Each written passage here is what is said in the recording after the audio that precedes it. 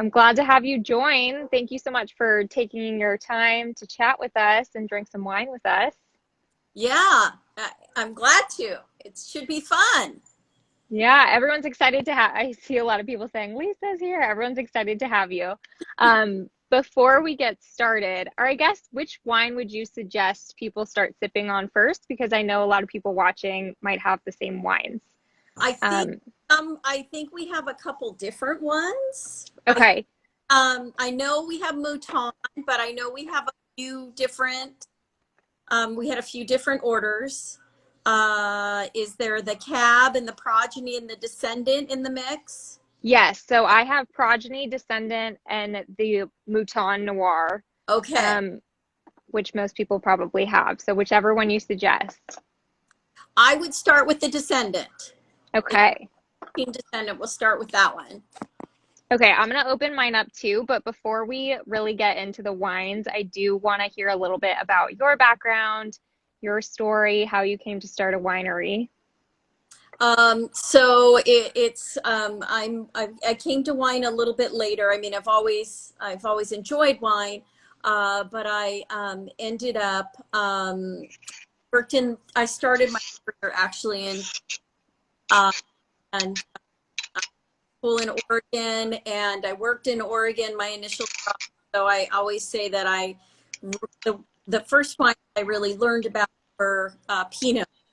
And so even though I don't make a Pinot, I do like to drink a lot of Pinot.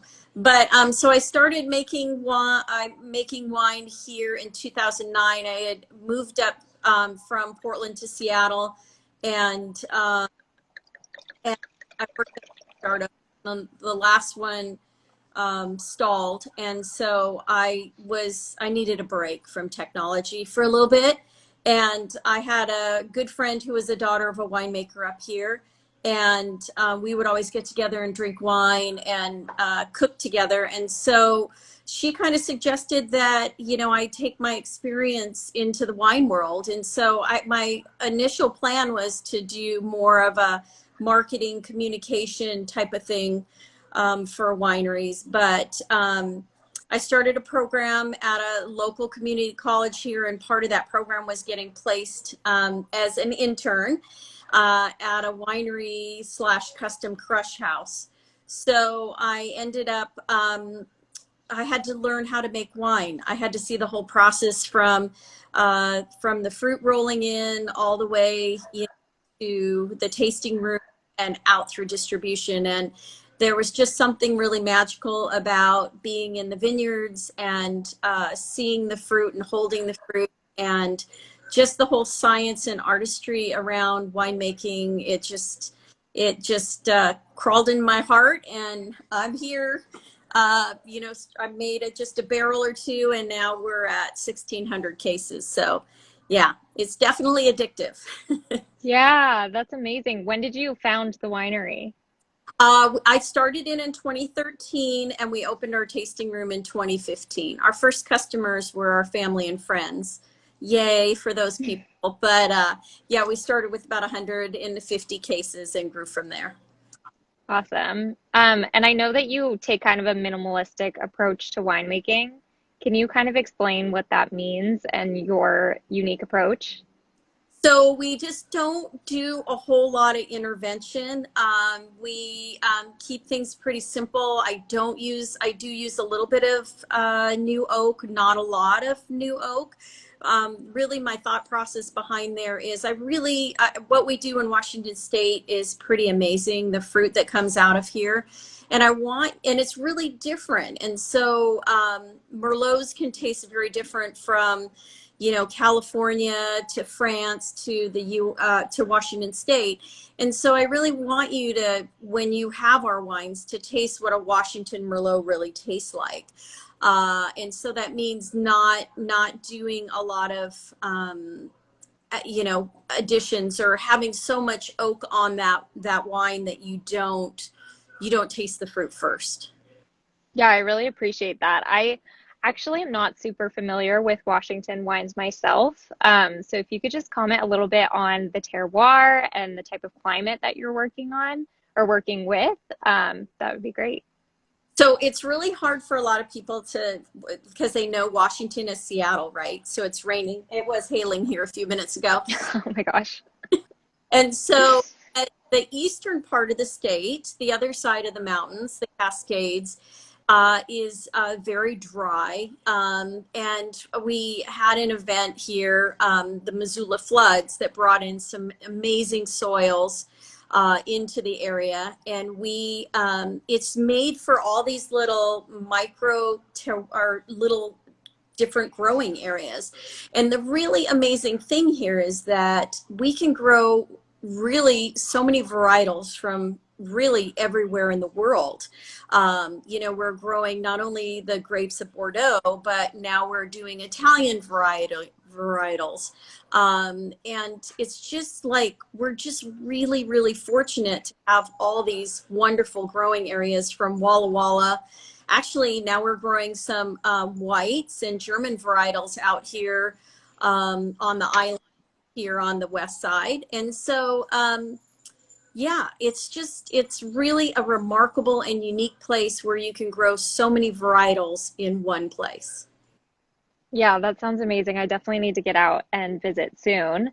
I think that that kind of leads us into our first wine. So I'm drinking the 2017 Descendant, which is the current one that we have for sale on Sip Wines.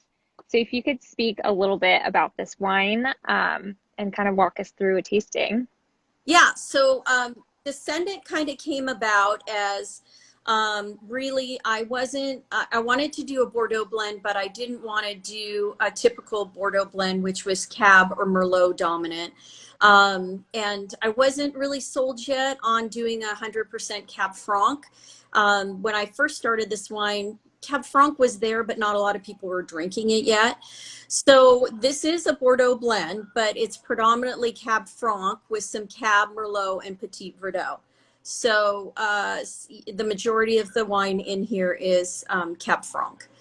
So just a different spin. I like this wine a lot because it's got the best of a Bordeaux, but it's very bright and drinkable, and it's got lovely fruit, and it really pairs well with so many things. Like, it can be a casual wine, that you have with a burger, or you can enjoy this wine with, a really nice piece of meat. So, and we always call this one the Netflix wine.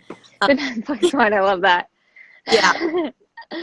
But yeah, and it's, I just feel like the Cab Franc kind of has that really beautiful earthiness.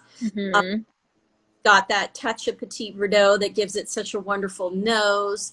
And, just the Cab and Merlot just give it that layer and complexity and that fruit that we all love too. It has a really nice freshness on the nose too. It's not like a too jammy, too fruity, but it's got a really nice fresh quality on the nose. This is really delicious. Um, can you speak to the name a little bit? I see that it's kind of an ode to old and new worlds. So can you just explain a little bit what that means? Yeah, so Warr-King, actually, it's a very different name, but it is my maiden name. It goes back in my family for 4 generations. I'm first generation here. My father's family all came from the UK. The name and Poppy, for those that, we had many family members that fought in the war. The Poppy is a how we honor or we remember those in Britain. So we've carried that forward on our label. The whole old world, new world thing is, and kind of our design is the same way. It has kind of that arts and craft design, is that my family came from the old world to the new world. So stylistically, I really do try to make wine in an old world way, but with new world fruit. And that's what we're kind of trying to do here. That absolutely comes through in this wine. I know you said you don't use a lot of new oak, but what is the oak treatment for this wine? So we do all French oak. We use mainly Terroir barrels. but we use a little quintessence, and we've also you'll see with our Syrahs we use a little bit of V-card oak as well too. Nice. Yeah, this is really delicious. If you are sipping along with us, let us know what you think about this wine. You said this would go really great with a burger. I feel like I could even have it with like a heavier chicken dish or even a pasta dish with red sauce. Right. It's not too heavy. It's right there in the middle. So this is really delicious. I like Netflix wine. That's going to be my new, I use Porch Pounder a lot, but I think Netflix wine is my new favorite wine term. Yeah, we have a porch pounder too, our rosé. So Yes. yeah, yeah, Yeah, that's perfect. yeah. Perfect for spring. Clay Yeah. says he loves this wine. Yeah, this wine is really, really delicious. Um, and then out of the next two, I have the Mouton and the 2017 Progeny. So which one should I get into next? So I'm gonna say Progeny next, Okay. and we'll talk about Mouton when we get. Okay, Yeah, perfect. but so Progeny is Descendant was a nod to the past. Progeny is a nod to the future, and kind of why I wanted to do this wine is I did, you know, I listened to my wine club members a lot, and then there were some blue or and they're like, you need to have a more, you know, have Bordeaux. So we did. This is 60% cab, 20% low, but we did 20% Malbec. So one of those things where, you know, knowing the six varietals that are considered Bordeaux grapes, Malbec falls into that. So we Progeny is got the bold structure, but I think um, I love Malbec, and I'm just going to say Washington Malbec is fabulous, and it just gives it this beautiful fruit. And then so does Merlot. Merlot gives it this structure and um, broadness that just kind of adds to what cab brings to it too. It has such a nice perfume on the nose, like almost like a potpourri or like a, I'm getting like a very like floral, it's beautiful. Yeah, it has.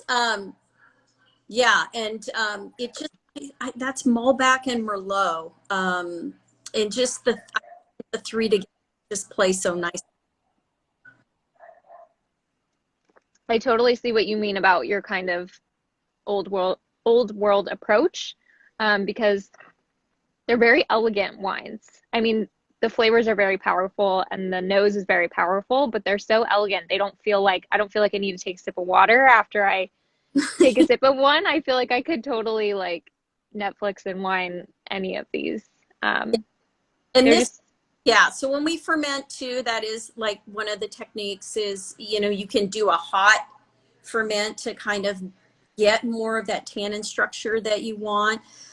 We tend to go low and slow, low temperatures, long ferments, to just give that, you know, I feel to preserve kind of those beautiful floral notes that are offered on the fruit. And yeah, so we try to preserve as much of that as we can. yeah, definitely. The tannins are definitely still there, but they're smooth. They're not too drying. Like I said, I don't feel like I need like food with this or a sip of water after. So it's very, very well balanced and well integrated. And I also try to do it too, where you know, our wine is made to go with food, and I don't want it to compete, right? I don't want you to have this beautiful meal and this bottle of wine and have the two kind of fighting together. They should actually really, you know, work well together and make the whole experience enjoyable. Totally. Somebody has a question. How do you keep the aromatics with the long ferment? It's more about the temperature. We don't run temperatures up really high. We try to keep them as cool as we can, which means we usually roll big fermenters outside. We're lucky here. We have cold temperatures usually in the fall. So we can really try to cool down our ferments as much as we can. And Awesome. on a steady, like, you know, we don't like, we try to keep we try to keep everybody happy and comfortable. We don't race anything. We don't rush anything. Awesome.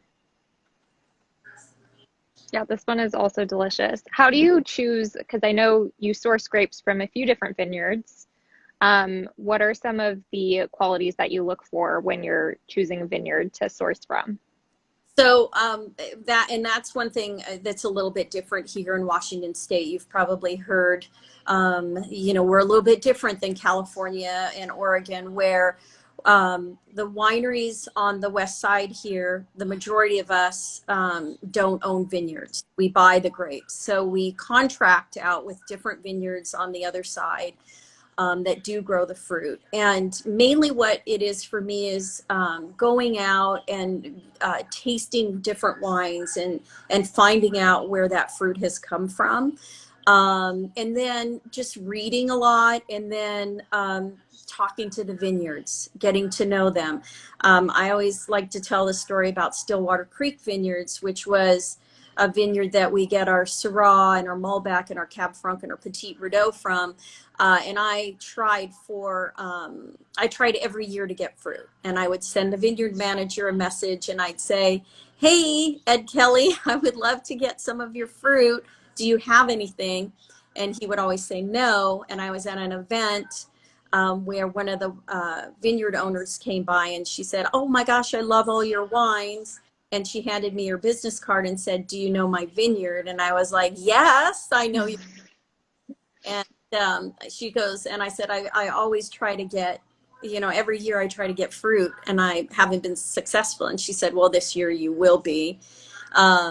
It's the same kind of with Quintessence Vineyard on Red Mountain. Beautiful fruit comes out of there. A lot of well-known Washington wineries pull fruit out of that vineyard. And I love the Cabernet that's coming out of there.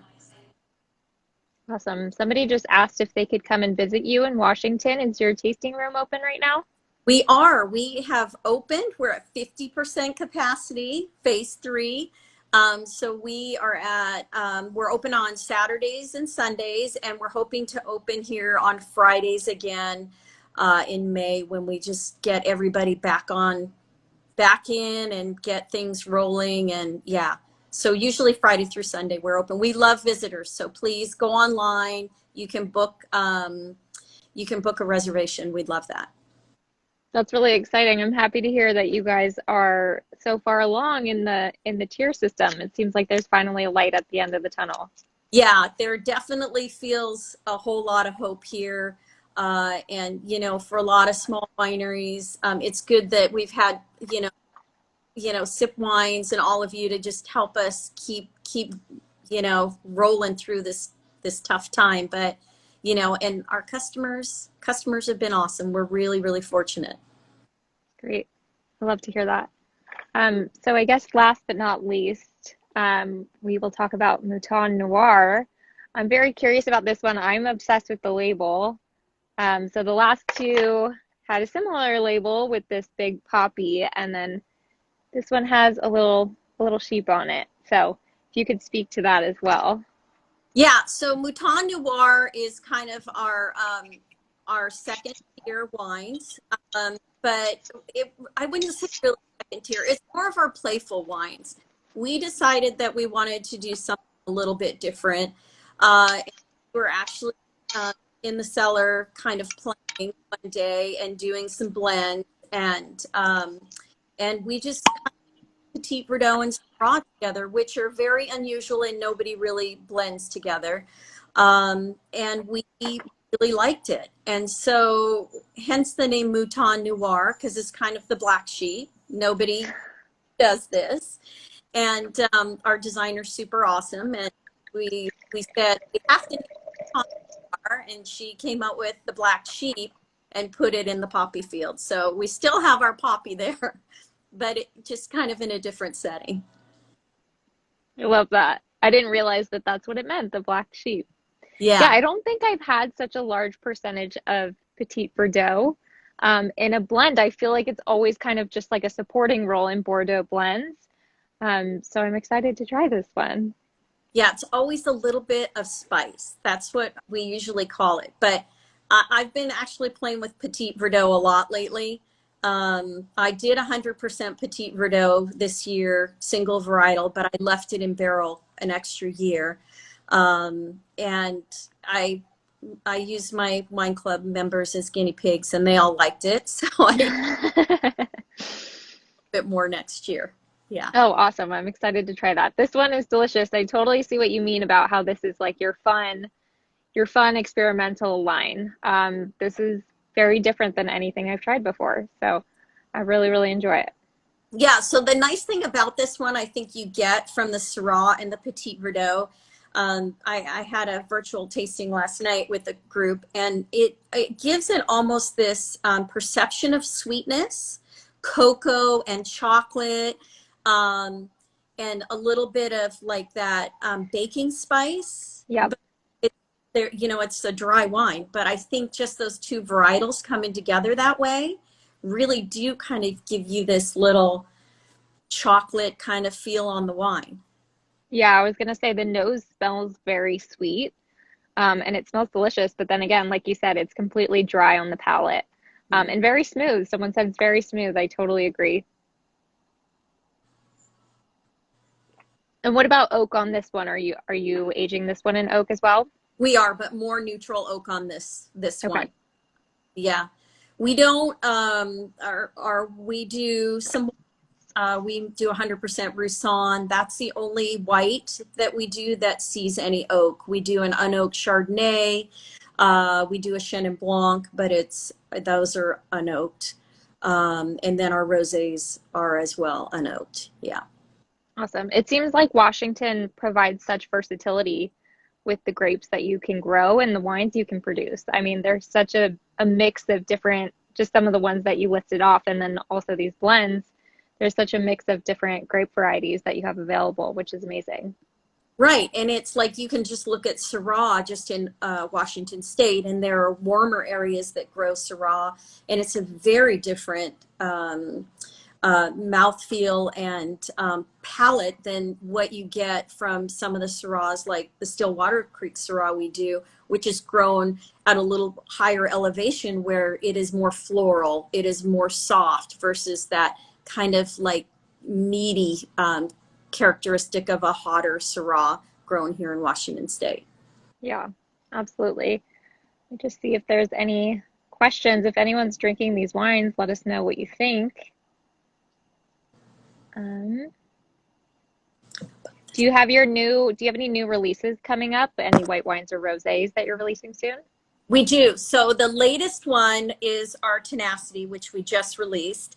And I know you have that one and you have the 2017. We need to work on the 2018. The 2018 is very different. And really, when I say we have to, we ended up with losing our Mourvedre that year because of early frost. So rather than not making Tenacity, we came up with kind of a different turn on that one as well. It's a blend, kind of a kitchen sink blend, but it all came together really, really well. And the nice thing about Tenacity is we partner with an organization called STEM, or Spin Girls, which provides STEM programs for girls in King County that are underserved, girls of color. So we really are we're really happy to partner with them, and the proceeds from the wine go to that organization. We have two rosés coming, 100% Petit Verdot rosé, and then we do 100% Syrah rosé direct to press. And then those are April, and then May we'll have our Chenin Blanc and our 18 Malbec, and then our 18 Syrah. Awesome. Lots of exciting things coming our way. Let me just do one more check for questions, or if anyone who's tuning in wants to ask Lisa any other questions, she's here for you. Clay says he's excited to try the new Tenacity. Yeah, so am I, especially after tasting these wines. I have to say, your background is so much prettier than my background. Oh, thank you. It's like the perfect time in Los Angeles right now where it's spring weather and it's not too unbearably hot to be outside. So I'm trying to take full advantage of it. Well, I don't think we have any more questions, but love what you're doing with STEM. Yeah, that's really amazing. Bethany says great wines. I agree. Okay, so I think that's pretty much it. You pretty much covered it, unless there's anything else that you want to share.